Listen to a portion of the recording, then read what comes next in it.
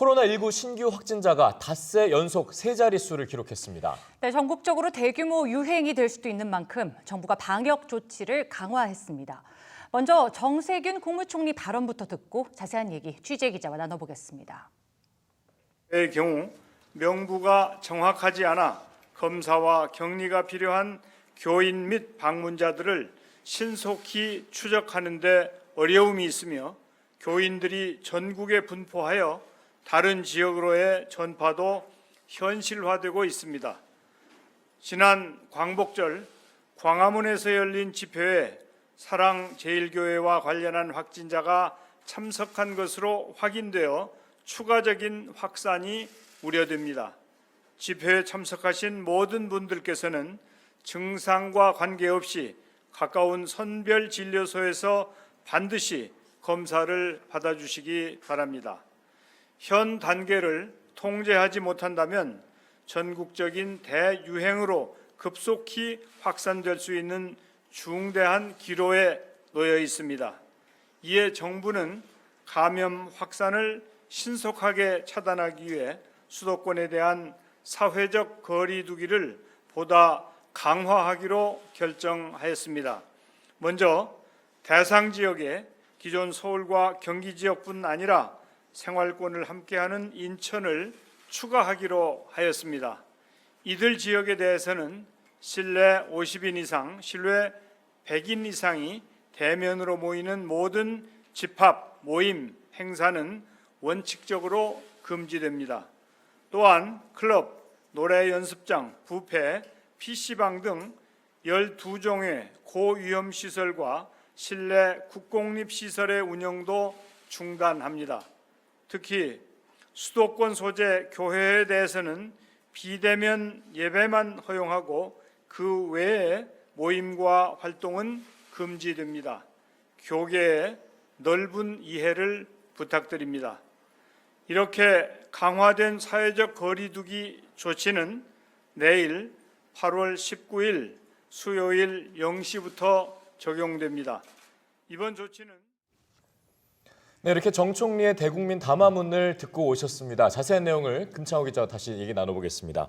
자, 금 기자, 지금 이제 정세균 국무총리가 담화문을 발표하면서 기존에 좀 얘기했던 것들과 좀 바뀌는 부분들이 있는 것 같아요. 한번 짚어볼까요? 네, 그렇습니다. 일단 내용 자체는 전체적으로 보면요, 그 사회적 거리두기의 이제 조치 방역 조치 사항의 범위와 수준을 강화하겠다는 겁니다. 예. 아까 방금 들으셨던 것처럼 이제 대상이 원래 이 2단계 적용 대상이 서울과 경기 지역뿐이었는데 인천까지 넓히기로 했고요. 예. 그 수준 같은 경우에 대해서도 지금 조치 사항이 강화가 됐는데요. 그 대표적으로 클럽이나 노래 연습장 그리고 PC방 등의 12종의 이 12종의 고위험 시설과 실내 국공립 시설의 운영을 중단하는 겁니다. 아예 중단이죠. 예, 그렇습니다. 기존에도 발표를 하긴 했었는데 사실 16일부터 2주 동안은 운영 자제를 권고하기만 했었거든요. 그렇죠. 사실상 유예 기간을 줬던 거죠. 네. 근데 이게 지금 운영이 중단되는 걸로 아예 바뀌는 거고요. 네. 그리고 또 모임 같은 경우에도 실내 50인 이상, 실외 100인 이상 같은 경우에는 전면적으로 금지가 됩니다. 네. 기존에도 이것 같은 경우에도 금지를 해달라고 권고만 했을 뿐이었습니다.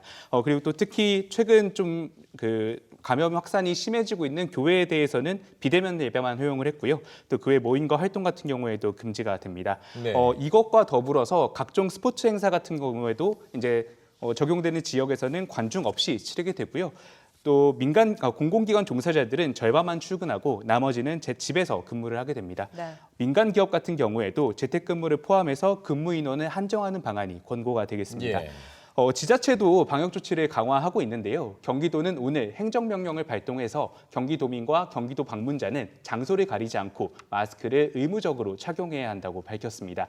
이를 어기면 감염병 예방법에 따라 300만 원 이하의 벌금이나 10만 원 이하의 과태료가 부과됩니다.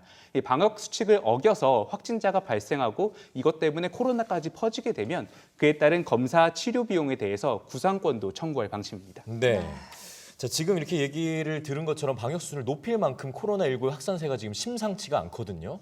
좀 전에 정 총리도 언급을 했지만 일단 교회에서 시작된 감염이 굉장히 심각한 상황인데 어떤 상황입니까? 네, 일단 오늘 자정을 기준으로 246명이 코로나19에 새로 감염이 됐습니다. 지난 14일 이후 닷새 연속 세 자릿수를 기록했는데요. 이 지역 발생만 230명이 넘는데 확진자가 전국 12개 시도에 분포해 있어서 전국 확산에 대한 우려가 좀 커지고 있는 상황입니다. 네.